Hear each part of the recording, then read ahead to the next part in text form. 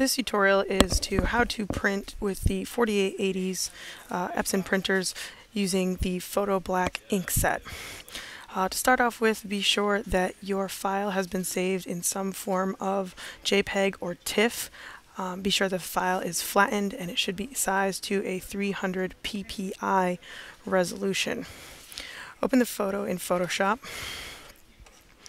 and to ensure that it has been sized to that 300 ppi, check the image size and ensure that it is at 300 ppi and that the size of the image will fit on the destination paper size. So in this case, we're printing to an 8.5 by 11 piece of paper.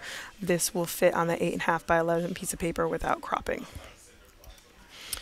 Be sure your file is flattened and that it is in a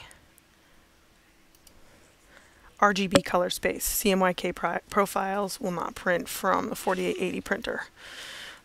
Once your file is to the correct size, make sure that you go to Print, and this will bring up the print dialog box for the various printers. You want to ensure you have the correct printer chosen, so in this case I'm going to choose the 4880 PK printer. PK stands for Photo Black. Photo Blacks print on glossy, semi-gloss, or any type of paper that has a sheen, whereas a matte black prints on any type of paper that does not have a sheen, something as a matte or rag or velvet paper. In this case, we're going to print with the PK, so we're going to choose that printer. The next thing you need to ensure is that under printer settings here, you have the correct paper size chosen. In this case, US letter relates to an 8.5 by 11 sheet of paper, and we want to make sure that it is chosen. There shouldn't be any of these options, sheet and or roll paper chosen. Those are specialty options. Just stick with US letter. From here, you need to come into the drop down under Layout and go to Printer Settings. Here's where you're going to determine where the paper is going to be used from in the printer. You want to make sure it's chosen from paper tray. Here's where you choose what is referred to as the media type. This is the surface for the paper. In our case, we are going to be using a glossy paper. Epson papers will be listed as a glossy, luster, semi-gloss, or semi-matte paper. You need to choose the size with the corresponding paper weight, which is listed over here. Print mode should be set to AccuPhoto HD. Color mode should set to off, no color management. And resolution for all PK papers should be set to 1440 ppi. Once you have got these settings, you can go ahead and hit Save. From here, you need to make sure that color handling is set to Photoshop Manages Colors, and you need to choose the appropriate profile for the paper that you're printing to. In our case, since we are printing to a glossy paper, we are going to choose Photo Glossy Paper. It's PGPP250, stands for Photo Glossy Professional Paper, and we're going to choose that particular profile. If you do not choose the correct profile for the type of media you're printing to, your image will come out with incorrect colors.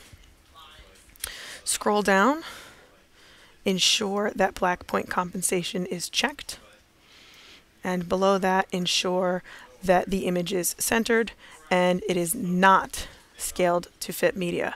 If you scale to fit the media, it will upsize the image and quality could be lost. You want to ensure the image is at 100% and that it fits within this paper. Your file should already be set to this and it should not need to be changed.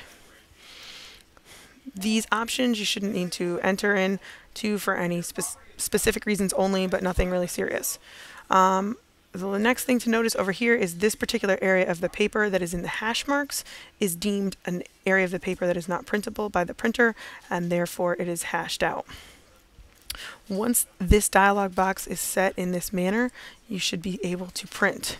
Before you hit print, ensure you load your piece of photographic paper into the printer tray with the print side down. The print side usually has a glossy sheen to it if it is a PK paper. If it is a matte paper, it may be a little bit of a different color than the opposite side of paper.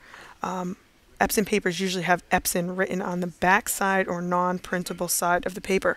So ensure that the paper is loaded face down in the printer. It is slid all the way forward until it cannot go any further, and that the paper feed slider to the left is snug on the piece of paper, but not so much so that the paper is bending. Once the paper is set correctly in the paper tray, you can hit print.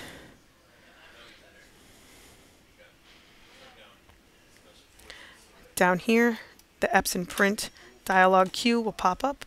If for some reason the Epson printer image down at the bottom is bouncing, it means that there is some kind of issue and that it needs your attention. There could be a communication error, or the paper could be loaded incorrectly, but once you hear the machine fire up as it has now, you should be able to print without issue.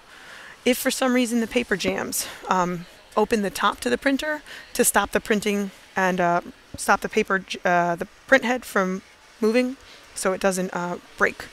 And if that's the case, then the printer paper should be removed with caution.